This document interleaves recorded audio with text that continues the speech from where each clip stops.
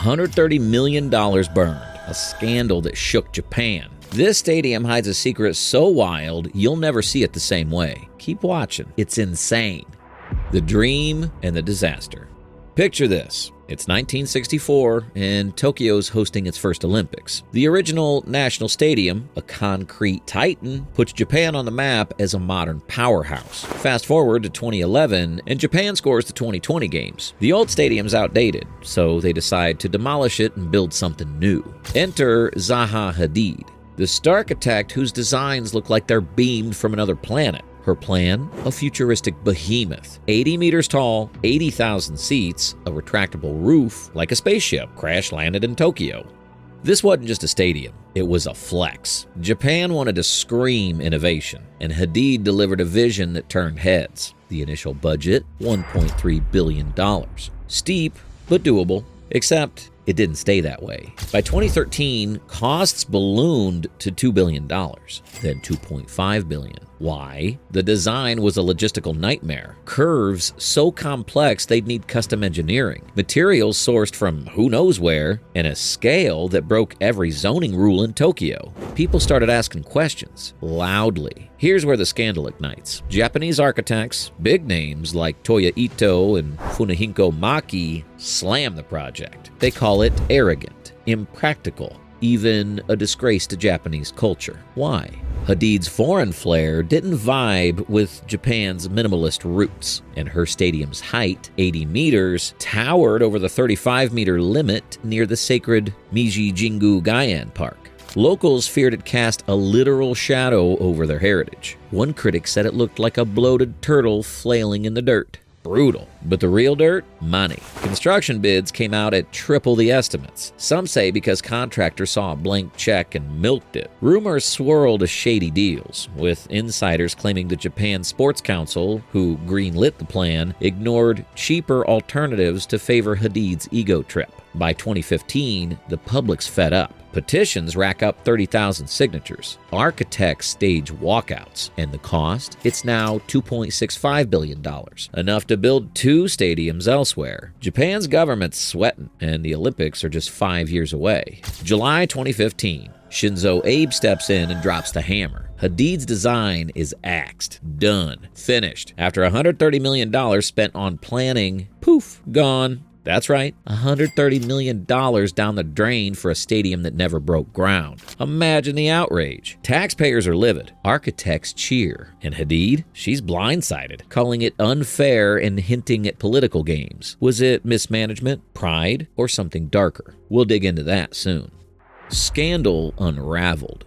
Let's unpack this mess, because the scandals didn't stop with the cancellation. They snowballed. First, the blame game. The Japan Sports Council pointed fingers at Hadid, saying her design was unbuildable. Hadid fires back, claiming they botched the budget from day one. Emails leak. Yep, real ones, showing council members knew the costs were spiraling by 2014, but pushed ahead anyway. Why? Some say it was pride. Japan didn't want to admit defeat. Others whisper it was profit. Construction giants like Teisei Corporation, who'd later build a new stadium, allegedly lobbied to keep the gravy train rolling. Here's a juicy tidbit. A 2015 expose by the Japan Times uncovered ties between the council and Teisei. Coincidence? Maybe. But when Hadid's plan got scrapped, Teisei still scored the contract for the replacement, worth $1.2 billion. Smells fishy, right? Critics cried cronyism, alleging the original budget mess was a setup to funnel cash to connected firms. No hard proof surfaced, but the stench lingered. And the public? They weren't buying the, oops, we miscalculated excuse. Then there's the cultural scandal. Japanese architects weren't just mad about money. They felt snubbed. Hadid's selection in 2012 came via an international contest, but many claimed it was rigged. Over 1,300 entries, and a foreign superstar wins? Local heavyweights like Tadao Ando, who judged the contest, defended it, but others saw it as a slap in the face. Why not us? They answered. Petitions demanded a Japanese designer take over, and when Hadid's plan tanked, they got their wish. But not before the debate turned nasty. Online, it got uglier. Hadid faced xenophobic jabs. she doesn't get Japan, while her supporters called critics small-minded. One architect, Orada Isazaki, warned the fiasco could scar Japan's reputation globally. Meanwhile, the $130 million sinkhole sparked audits. Turns out, millions went to consultants with vague job titles, strategic advisors who pocketed six-figure fees for reports no one could find. A government probe in 2016 found irregularities, but stopped short of naming names. Convenient, huh? And poor Zaha, she didn't live to see the end. She passed away in 2016, just as the dust settled. Her firm kept fighting, claiming Japan scapegoated her to dodge accountability. Was she the visionary who got burned, or the architect who overreached? Either way, the scandal left a crater, financially, culturally, and emotionally. But Japan wasn't done yet. They had to rebuild, and fast. The redemption arc.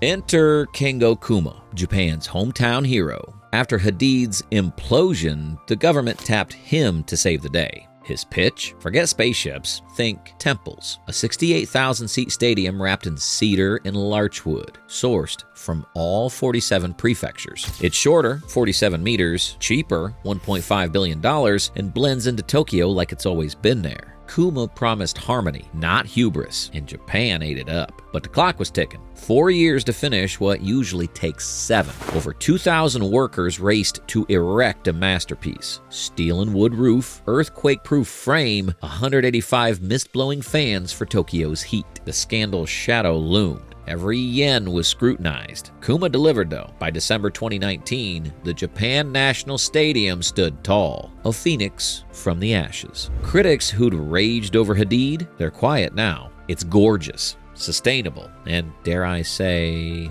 worth it? Then, plot twist, COVID hits, the 2020 Olympics slide to 2021, and this billion-dollar baby sits empty, waiting. The scandal's echoes linger. Some still grumble about the cost, but Kuma's design proves Japan could rebound. Still, the question hangs. Could they have avoided the chaos? The mind-blowing details. Let's zoom in, because this thing's a stunner. That lattice, 2,000 cubic meters of timber hand-picked from Japan's forest. Symbolic and slick. It cuts wind resistance too. Pure genius. The roof's a hybrid of steel and wood floating on cables, with gaps for light and air. Inside, seats in 5 earthy tones mimic a forest floor. And those 185 fans, they missed the crowd. High tech meets zen. It's not just pretty, it's practical. At 47 meters, it respects the Meiji Jingu Gaian skyline. No shadows, no scandals here. Well, almost. Some still whisper the $1.5 billion price tag echoes the old overspending sins. But compared to Hadid's $2.65 billion monster, it's a steal. The Olympics and the aftermath. July 2021, the delayed Olympics arrive. The stadium shines, wood aglow, athletes marching, but no fans. COVID stole the roar. Still, it hosts track stars, Paralympians, and a closing ceremony that proves its mettle. Post-games, it's hosted concerts, think J-pop megastars, but at $20 million a year to run, some call it a white elephant. Others see a future hub. Maybe the 2030 Asian Games? The scandal scars linger, but so does the hope. Was it worth it? The $130 million flop, the shady deals, the protests. Did Kuma's gem redeem it all? You tell me.